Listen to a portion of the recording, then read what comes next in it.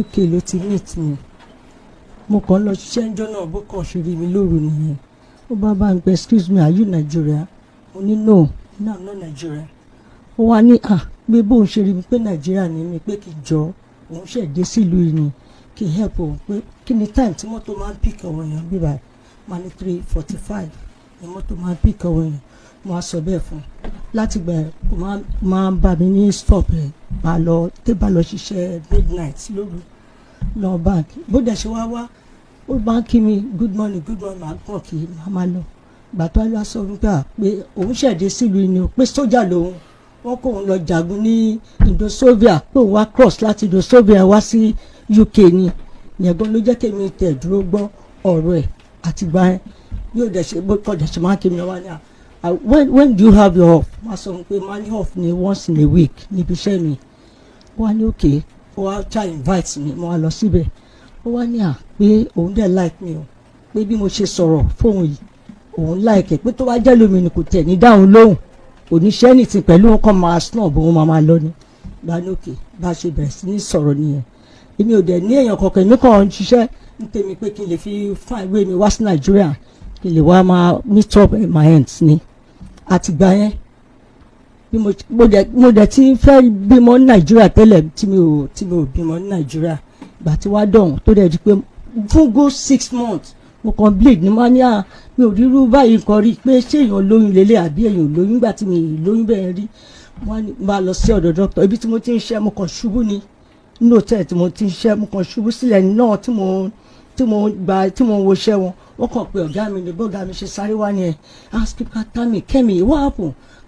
happen bá ní pé mo kàn ṣubú ni pé mi mọ̀ nǹkan tó ṣẹlẹ̀ normally mo máa ṣe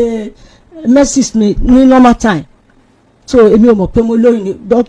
ọ̀gá mi sọ pé go to hospital tomorrow go and see your GP man alright gbà tí wọ́n á lọ́njọ́ kejì ní doctor wa sọ fún mi pé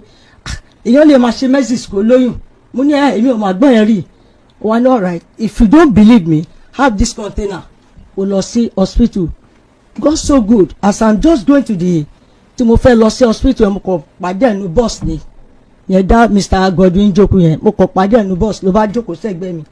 ó bá ní Akẹ́mi what happened to you long time I have not seen you mo ní pé mo wà pé nǹkan kan bẹ́ẹ̀ pé I'm just going to my work so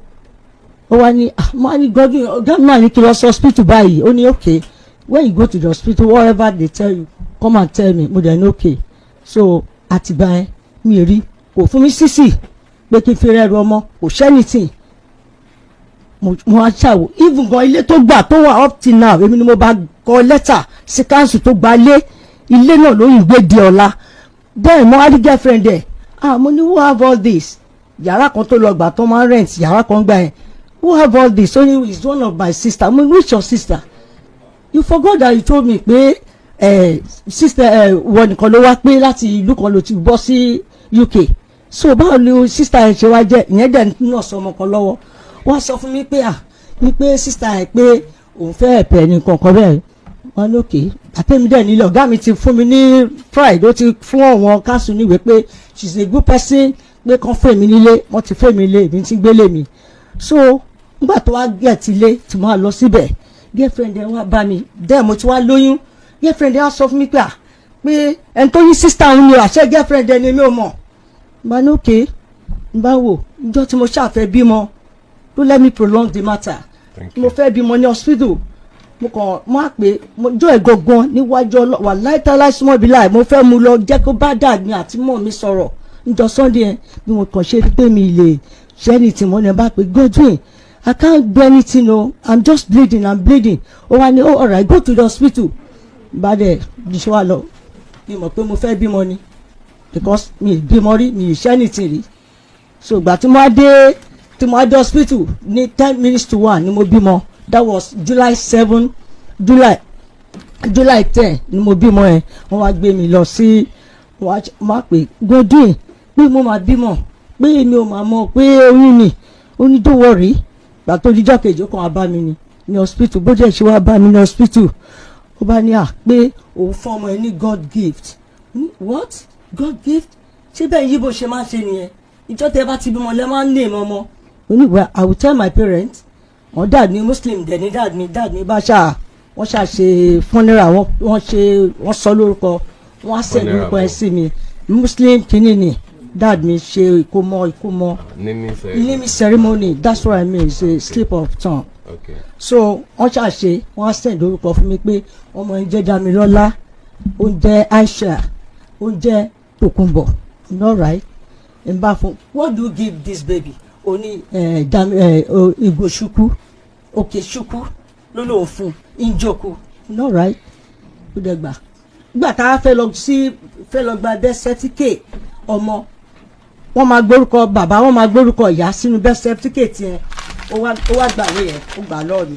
wọ́n ní no let me have it mo ní no let me have it too so ìgbà tí mi wá lọ síbi iṣẹ́ ó wá lọ mọ̀ọ́mọ̀ gba kíni best record baby ó wá gbà mi ò mọ̀ pé ó lo style láti gbà fún lọ́wọ́ mi ni n bá ní all right you take her to the hospital I'm going to work if I come back I'll come and check my baby ó ní okay láti gba ẹ̀mí ni mo máa ń sanwó lórí máìndà ọmọ mi o torí ẹ̀mí gbé lọ sáṣá London láti lè rí pé mi lè mójútó ọmọ every weekend máa lọ gbé ọmọ so ìgbà tó wá di ẹ̀kan náà bó ṣe wá sọ fún mi pé àwọn immigration shop wọ́n kàn wá sínú flat mi ni wọ́n ṣe wá síbẹ̀ lọ ní I want to see is you we are looking for why are you looking for me ó ní is you wọ́n kàn bójú ẹ̀ báyìí wọ́n kàn ṣe wo picture mi lọ́wọ́ wọn nìyẹn because mo claim for asylum but later ni lawyer mi wá sọ pé kí lọ get married nǹkan kan bẹ́ẹ̀ máa lọ ṣe marriage tí mo ṣe kò click n bá no right mo bá ní okay wọ́n wá ní you have to go to Nigeria if your husband want to marry you come back to you come and take you from Nigeria mo dẹ̀ gbà bẹ́ẹ̀ mo dẹ̀ wá sí Nigeria. ọmọdé wà lọ́wọ́ yín gbà yẹn. ọmọ ọlọ́mi lọ́dọ̀ májà ó wá sọ fún mani Godwin I'm going to tell them I'm having daughter here I'm having baby here ó ní don't worry Kemi don't worry I will take care of the baby don't worry 3 months time ọlọ́run gbọ́ nǹkan tí mo sọ fún yìí o 3 months time I will make sure you come back to UK mo dẹ̀ ní okay ó ní kí n má gbé ọmọ ẹ lọ kí n má jẹ́ kí n gbé ọmọ lọ mo ní why mo ní ọmọ bí báyìí náà àwọn ọ̀rẹ́ mi ní tó já ọmọ iná bí síbẹ̀ tó fi níwèé jẹ́ kí n sọ fún wọn pé kí n gbé ọmọ mi ní don't worry àṣé ó fẹ́ gbé ọmọ ẹ lọ mi ò mọ̀ pé nǹkan tó fẹ́ ṣe fún mi nìyẹn mi ò mọ̀ pé nǹkan tó fẹ́ ṣe fún mi nìyẹn tó fi ní kí n fẹ́ ọmọ ẹ lẹ̀ kí n má gbé kí n má sọ fún wọn kí n má disclose fún àwọn immigration pé mo ní ọmọ bẹ́ẹ̀ màá ní òkè láti gba ẹ̀mí ò gbúrò ẹ̀ ọmọbìnrin yẹn Mrs. Chiflalẹ́yìn ọmọbìnrin yẹn wá sí UK wá bá mi this picture ọmọbìnrin yẹn sọ fún mi pé kí n gbà pé kí n má wọrí mo fẹ́ gbọ́ ọmọ lọ sí ọ̀dọ̀ máìdá ni o lọmọbìnrin yẹn wá kí mi ó wá ní jẹ́ ká jọ dé ọ̀dọ̀ máìdá àdèjọ gbọ́ ọmọ lọ wá ní jẹ́ ká take picture yìí 30 years ago ọmọbìnrin yẹn ló lọ mú picture yìí fún mi o Chiflalẹ́yìn ọmọ Ìbàdàn bíbá ẹni òun ló fún mi ní picture yìí ló wá ní Kẹ́mi don't worry a máa lọ ọ̀rẹ́ mi wá lọ sílẹ̀ ní UK ibi tí mo gbà fún tí mo jẹ́ kó gẹ̀ẹ́tì ọ̀yàn wá débẹ̀ ó wá rí kò bá lé ó wá lọ sínú kẹ́ lọ mú pẹ́ẹ̀ ó mú ìwé ó wá kọ sí pé is Aunty Kemi that say I should come and look for you where is her daughter the next thing tó máa sọ fún ọmọbìnrin yẹn ó ní olóòótọ́ ọmọ ẹ mà ti kú ó lọ́mọ ẹ mà ti kú kí ni wọ́n béèrè ọmọ ẹ lọ́wọ́ òun fún bá lókè tọ́ ọmọ ẹ bá ti kú ńkọ́ kì í ṣe ọmọ tèmi ò ní kó pẹ̀lú ògo Ọlọ́run ṣàlà ọmọ tèmi ò ní kú mo sọ bẹ́ẹ̀ fún un ọmọ ẹ wá pè mí látọ̀hún pé Aunty Kemi ṣé kí n fún ní phone number yín give it to him ó wá pè mí ó wá bá mi sọ̀rọ̀ ó ní Kemi you are asking of Damilọ́lá pé ọ̀tá ọmọ ẹ mà ti kú mo ní ọmọ olókú mo ní kì í ṣe ọmọ tèmi ọmọ mi ò ní kú o bí kò ṣe yíyẹ o ó wá ní òkè mi mọ̀ pé bọ́ọ̀ yìí ó máa bá ṣe báyìí fún mi birth certificate ọmọ mi yìí ni mo fi ṣí Facebook mo kàn fi 10th of July 1995 mo fi ṣí Facebook mi so kò wá rí ojú mi kò rí mi ò ṣó ojú mi báyìí mo kàn ṣáfùwé báyìí ó wá pè mí mo kàn róńtàn tó pè mí jẹ́ kan pé please can you show your face mo ní why kí ló ti máa ṣó ojú mi fún ẹ mi ò mẹ́rì náà I don't know you báwo ló ṣe máa ṣó ojú mi fún ẹ ó wá ní alright pé òun ní èèyàn kan ó wà Nàìjíríà pé Kẹ́mi lórúkọ ẹ̀ ó ti wá UK rí but she's in Nigeria now òun fẹ́ mọ̀ bóyá èmi náà àbí èmi kọ́ bá ní no ó ní tell me the truth wọ́n á sọ pé mi ni the next thing tó máa ṣe ó kàn bẹ̀rẹ̀ sí ní show àwọn pictures ẹ̀ yìí ó bẹ̀rẹ̀ sí ní place ó ń show ẹ̀ fún mi lórí phone after that ó wá bẹ̀rẹ̀ sí ní show pictures ọmọ mi èmi dẹ̀ ti have yẹn láti 2013 tó ti ṣí Facebook lèmi ti mú yẹn lórí Facebook kò fi lórí profile ẹ wò kí ni ọmọ mi 2013 ni mo ti mú lórí Facebook kò mọ̀ Man, all right. Gbogbo bó ṣe wá send àwọn pictures yẹn mo screenshot ẹ̀ sórí phone mi. That mo screenshot gbogbo everything sórí phone mi mo ṣe wá lọ print it out gbogbo àwọn pictures mo lọ print it out. Débi pé ọmọ gan ti change orúkọ ọmọ ti ń jẹ́ ọmọ ti di ó ti ṣèyàwó fún last year ní September last year ó ti ṣèyàwó fún wọn ní níbo ni boy ti rí ọmọ ìyá tó gbé fún ọmọ yìí tó ṣèyàwó fún.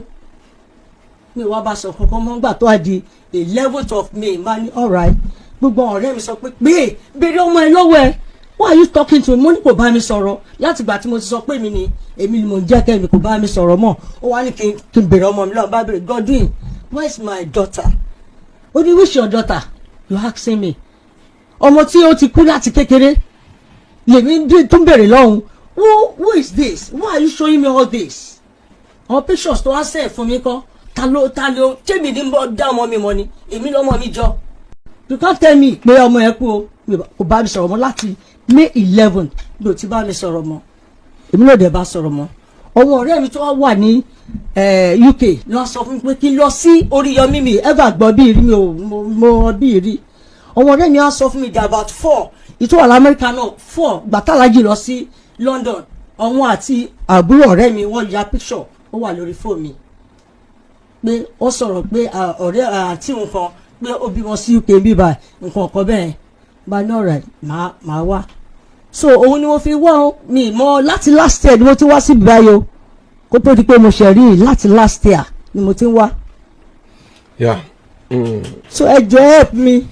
mi ò lọ́kọ mi bí ọmọ mi ọmọ ẹnìkan ni mo bí wà láìtọ́lá ìsúnmọ́ bí láì mi kọ́kọ́ mi ìfọkọ̀ ńgbà tó sọ gbọ́ ọmọ ti kú mo kàn ronú yẹn ni even gan náà mo ní accident ẹ wo gbogbo ara mi mo last 2 years mo lò ní hospital wọ́n gbé mi wẹ̀ fún ni wọ́n fìdí mi lóúnjẹ ni. Mama Emma ti lé 60 báyìí. No mi ti 60 yeah. Going to. No yes 60 May 2nd. Okay. Ǹtẹ̀ máa kún. Máa pé 60. Bẹ́ẹ̀ni. Wow. Ní èèyàn kankan mi fọkọ. Mo ronú pé ọmọ mi bọ̀ ló ṣe máa sọ fún mi pé ọmọ mi kú o sọ fún mi pé kí n fọmọ́ lẹ̀ mo fi ilẹ̀ fún ẹ. Wọ́n lọ sí pàtó ọ̀rẹ́ mi kan ó kàn ní kẹ́kẹ́ mi wá àwọn ará London kan fẹ́ ṣe pàtí ní Abidjan hotel mo bá lọ bí mo ṣe rí girlfriend ẹ̀ bẹ́ẹ̀ nìyẹn ó bá pè mí mọ́mì àti kẹ́mi mọ́mì òkè ṣukú bá dẹ̀ bójú ẹ̀ ó ní ẹ̀jẹ̀ gbàgbé ọmọ mo ní báwo ló ṣe máa gbàgbé ọmọ ṣe é ṣàrí pé wọ́n deport mi ni mi ò mú anything aṣọ kòṣo tó wà lọ́rùn mi ni mo mú dé Nàìjíríà mi mú kankan níwájú Ọlọ́run àti èèyàn. yẹ́ ò ní ẹ̀ mà. It's about 28 years. 28 years ago. Yes. Because ọmọ mi just how many years lẹ́lò ní UK then? mo ti lò 12 years. Nígbà yẹn. Bẹ́ẹ̀ni. Wow. ọwọ́ rẹ̀ máa sọ fún mi pé okay bó ṣe wá bá mi sọ̀rọ̀ tán ní ó mú ọmọ yẹn wá sọ́dọ̀ òun ó mú ọmọ mi wá sọ́dọ̀ òun girlfriend ẹ̀ mo jẹ́ òbídọ́ ló ń jẹ́ ó ní ó mú ọmọ mi wá sọ́dọ̀ òun ó ní sọ́ nílé ọkàn wa mọ́ ọmọ ẹni ó lóun mú lọ sọ́dọ̀ brother òun bí èèyàn ṣe fojú rí ọmọ mọ́ nìyẹn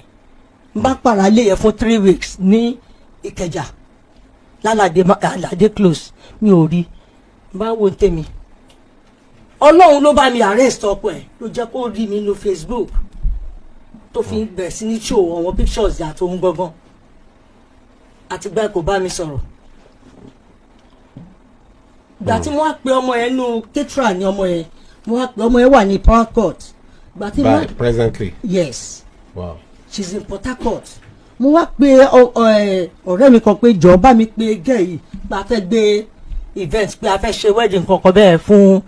one of our daughter yẹn bàbá ó ní I'm not in Lagos ó ní where you people ọ̀rẹ́ mi sọ pé òun wà lẹ́kọ̀ọ́ ó ní no I'm in Port Harcourt I can't do that over pé ká lọ wá ní Èkó gbàdókè Port Harcourt ní ọmọ ẹ wà Port Harcourt ní ọmọ yìí wà. Wà á tẹ́tí pé nọ́mbà ẹ̀ wá ń kọ́ nọ́mbà ọmọ yẹn ń kọ́. mo múnú ibi tó ti sẹ́ẹ̀dì ẹ̀ fún mi mo mú nọ́mbà ẹ̀ bí. wọ́n á pe ọmọ yẹn ní ìsìn náà kò. ọmọ ẹ̀ ó ti bá mi lórí kò dẹ́gbẹ́ fò mi pé dẹ̀ mọ̀ pé Godwin ló máa gbọ́ ẹ̀ máa ẹ̀ ló máa sọ. àwọn náà pè mí báyìí náà o kò dá wọn lóhùn náà. wọ́n sọ bẹ́ẹ̀. This Godwin àbí Ikeju. Yes Njoku. Njoku. Yes. ẹ̀yin olólùfẹ́ wa ní UK ní Peckham ẹ jọ̀ọ́ a nílò ìrànlọ́wọ́ yín ẹ̀yin olólùfẹ́ wa ní UK tẹ́ wà ní Peckham a nílò ìrànlọ́wọ́ yín ó súnmọ́ kẹ́ ẹ mọ̀ Mr. Godwin Njoku tí wọ́n ń ṣiṣẹ́ ní NHS ní Peckham ní United Kingdom. Ẹ jẹ́ bá wa ṣiṣẹ́ lórí ẹ̀. A fẹ́ fi fọ́tò ọmọ yẹn a fẹ́ fi hàn. A fẹ́ fi hàn. A ti fẹ́ fi hàn báyìí. Peckham ni wọ́n ń gbé ní United Kingdom. Wọ́n ń ṣiṣẹ́ ní NHS. Ẹ̀yin olólùfẹ́ wa tẹ́ ẹ wà níbẹ̀. Ẹ jọ̀ọ́ ẹ bá wa ṣiṣẹ́ lórí ẹ̀. Kẹ́ ẹ kàn sí wa. Ó ṣeé ṣe ká wá padà wá mú fọ́tò ọmọ yẹn náà wá fún àwọn tí wọ́n bá mọ̀ tí wọ́n dẹ̀ rí ọmọ yẹn tó sọ pé presently ọmọ yẹn ti wà ní Nàìjíríà ní Port Harcourt tí wọ́n ní ó ń ṣe Ketra ibẹ̀ ló wà presently. A máa wò títí di next week. Ẹ kálẹ́ o.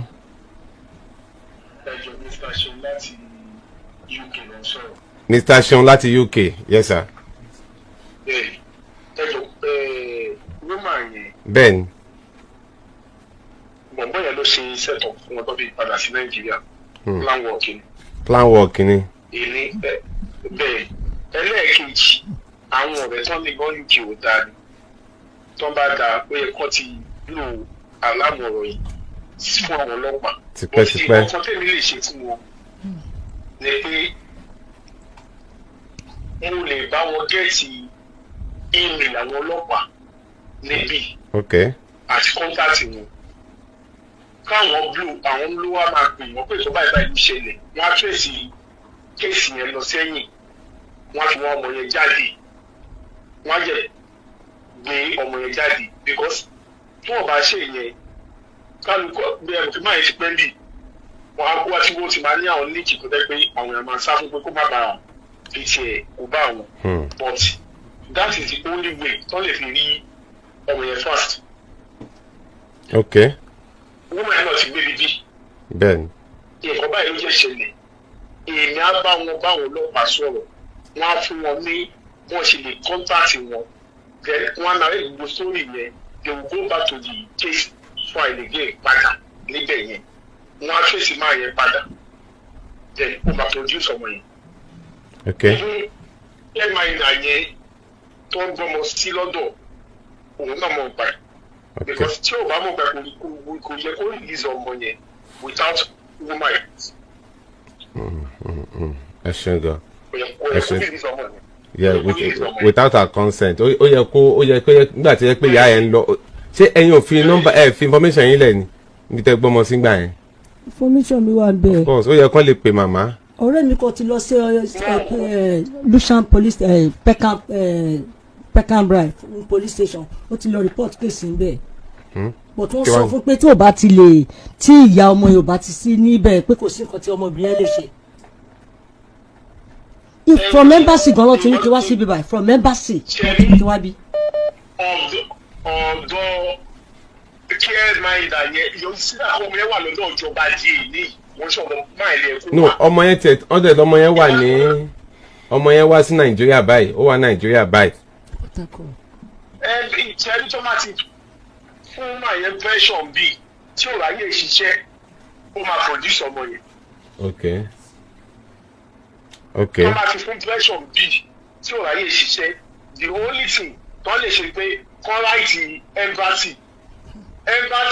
ṣẹ́rí gbogbo àwọn gọ́ọ̀mẹ̀ntì bíi they work hand in hand kò dàbí kọ́lọ́ba tó ti ìlú Nàìjíríà wá ṣe dáadáa. Àmín. Ẹ bá dákò ní ọ̀dọ̀ ọlọ́pàá àmì máa tún síta even àwọn dókítà kan tó lè ṣe anything wọ́n ní láti kọ̀ǹtàtì àwọn ọlọ́pàá pé ṣẹ́ni yóò ní rẹ́kọ̀dù burúkú even àtúbọ̀ àwọn ti gbé lùkẹ̀ náà kẹ́ tó lè gbalé ẹ gbọ́dọ̀ ní right to work even ọ̀gá wọn sì táwọn ṣiṣẹ́ lọ́dún ẹ̀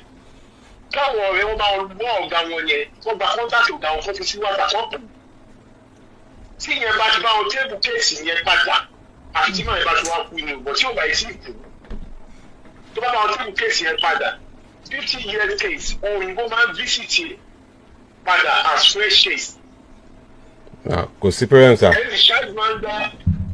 will now be the one that to because once my woman here childminder once my wife take me why do you release this girl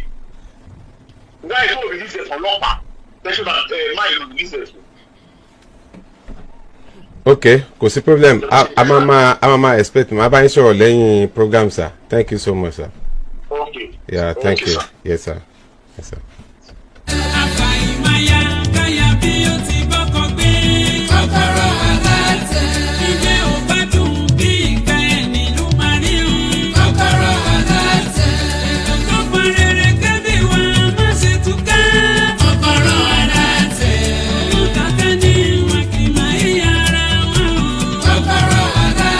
Wọ́n ti la ojú òpó kalẹ̀ tí gbogbo àjọ tọ̀ náà ni. Mo sì mọ̀ pé pẹ̀lú ògo Ọlọ́run a tún ṣàṣeyọrí lórí eléyìí náà. Màmá ẹ dìde ẹ lọ rè dúró dè wá ń ta. Gbogbo àwọn information tó bá yẹ ká gbà lọ́wọ́ yín àti tó bá yẹ ká ṣe àjọ máa ṣe lẹ́yìn ètò àti gbọ́ ẹ dìde.